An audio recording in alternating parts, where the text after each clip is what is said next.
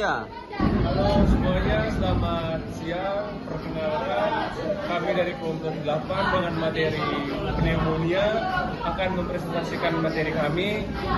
Sebelum itu, perkenalkan nama saya Emmanuel Irmansa dengan NIM 2464040014. Saya Rizky Farisi dengan NIM 24640054. Saya Janur Widadana dengan NIM 2464040029. Yang pertama ada definisi dari pneumonia. Pneumonia sendiri adalah infeksi yang menyebabkan peradangan pada alveolus atau kantong udara di satu atau kedua paru-paru. Kantung udara tersebut dapat berisi cairan atau nanah yang menyebabkan gejala seperti batuk, menggigil, demam, serta kesulitan bernapas. Pneumonia dapat disebabkan dari berbagai mikroorganisme, termasuk bakteri, virus, dan jamur. Selanjutnya ada materi etiologi. Yang pertama adalah bakteri.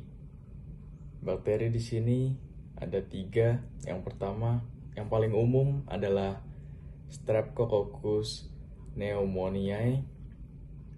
Berikutnya ada Haemophilus influenzae, dan yang terakhir adalah Staphylococcus aureus.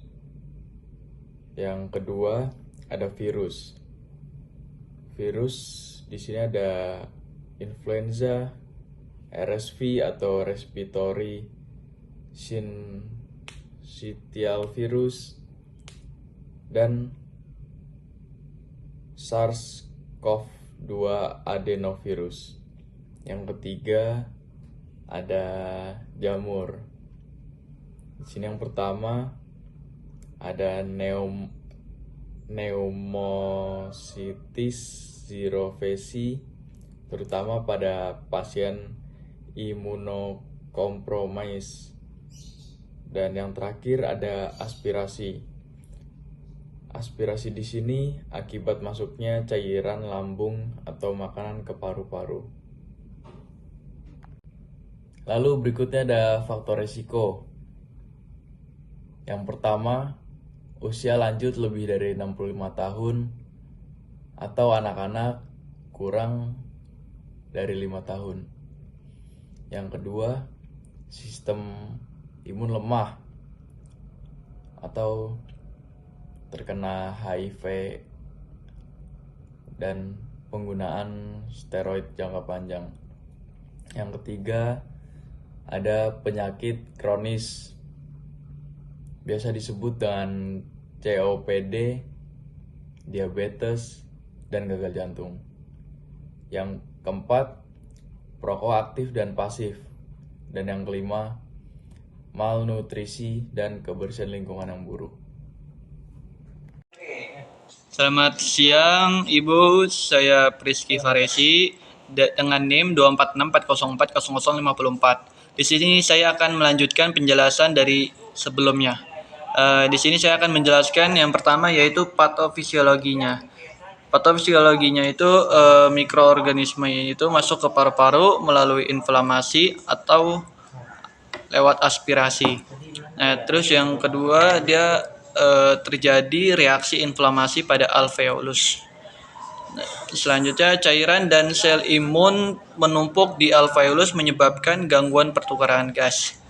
Timbulnya gejala seperti batuk, sesak, dan demam akibat peradangan. Selanjutnya di sini saya akan melanjutkan diagnosa fisioterapinya. Gangguan pertukaran gas akibat penumpukan cairan dan inflamasi pada alveolus. Untuk diagnosa fisioterapi yang selanjutnya yaitu ketidakefektifan pola napas akibat sesak dan inflamasi paru. Selanjutnya ada penurunan ekspansi paru dan ventilasi alveolar. Yang selanjutnya ada akumulasi sekret berlebih di saluran pernapasan bawah, dahak kental atau bernanah. Yang selanjutnya ada penurunan kapasitas vital paru, decreased vital capacity. Yang selanjutnya ada kelemahan otot pernapasan akibat kelelahan dan mobilisasi. Yang selanjutnya ada penurunan toleransi aktivitas fisik, dyspnea saat aktivitas ringan. Yang selanjutnya ada risiko tinggi hipoksia akibat sumbatan sekret dan gangguan difusi oksigen. Yang selanjutnya saya akan menjelaskan problematik fisioterapi. Yang pertama itu ventilasi tidak efektif akibat inflamasi alveolar dan penumpukan sekret. Nah, yang selanjutnya ada ketidakmampuan mengeluarkan sputum secara optimal. Yang selanjutnya ada gangguan pertukaran gas yang menyebabkan sesak dan saturasi oksigen menurun. Yang selanjutnya ada masalah sekundernya. Yang pertama yaitu penurunan mobilisasi dinding dada, chest expansion.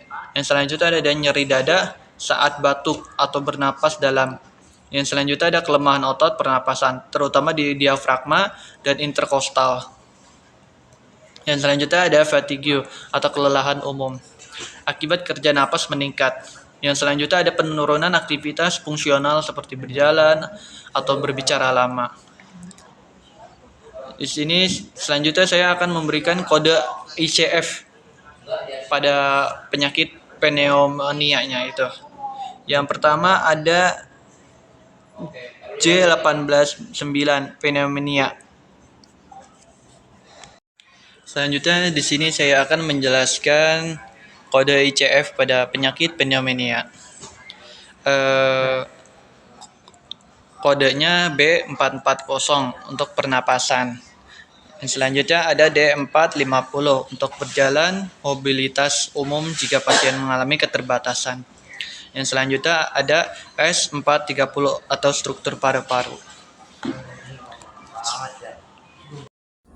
Halo semua, saya Manuel dengan NIM 24646404014 akan menjelaskan materi saya tentang pneumonia.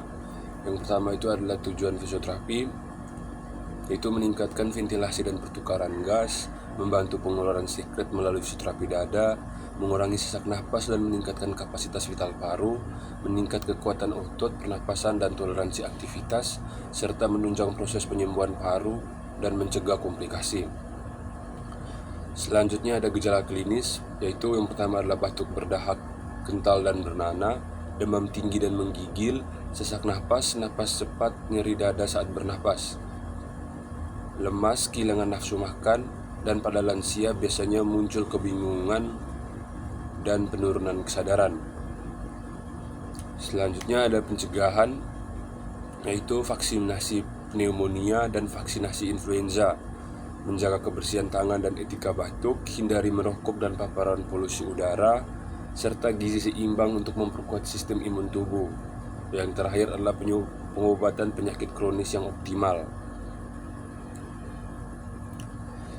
Selanjutnya itu proses perbaikan paru-paru setelah pneumonia atau regenerasi. Setelah infeksi pneumonia berhasil diobati, paru-paru akan melewati serangkaian proses untuk memperbaiki diri. Yang pertama adalah penyerapan cairan dan sisa peradangan, yaitu setelah infeksi terkendali, sistem kekebalan tubuh akan membersihkan cairan, sel-sel mati, dan puing-puing lain yang mengisi kantung udara, yaitu alveolus di dalam paru-paru.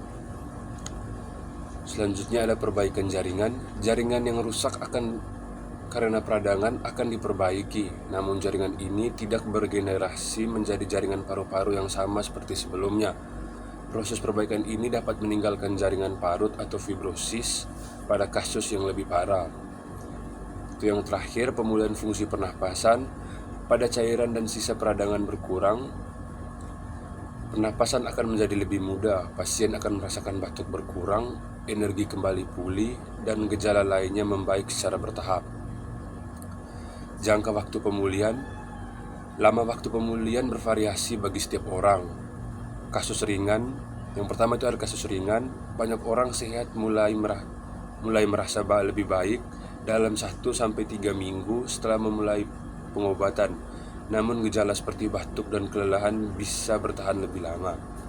Yang kedua, kasus sedang atau parah, Pada pasien yang dirawat di rumah sakit atau yang lebih tua, pemulihan biasa memakan waktu hingga 6-8 minggu atau bahkan berbulan-bulan. Pasien bisa merasakan kembali normal sepenuhnya setelah 6 bulan. Yang terakhir itu faktor yang mempengaruhi pemulihan. Beberapa faktor dapat mempengaruhi seberapa baik dan cepat proses pemulihan berjalan. Yang pertama adalah tingkat keparahan. Pneumonia berat atau infeksi yang menyebabkan kerusakan signifikan membutuhkan waktu yang lebih lama untuk pulih. Yang kedua, usia. Orang yang lebih tua atau anak-anak mungkin membutuhkan waktu pemulihan yang lebih lama. Yang ketiga, kondisi kesehatan. Pasien dengan kondisi medis kronis seperti asma atau penyakit paru obstruktif kronis (PPOK) atau penyakit jantung mungkin mengalami pemulihan yang lebih lambat. Selanjutnya ada komplikasi. Jika terjadi komplikasi seperti efusi pleura atau penumpukan cairan di sekitar paru-paru, pemulihan akan lebih rumit dan memakan waktu. Sekian dan terima kasih.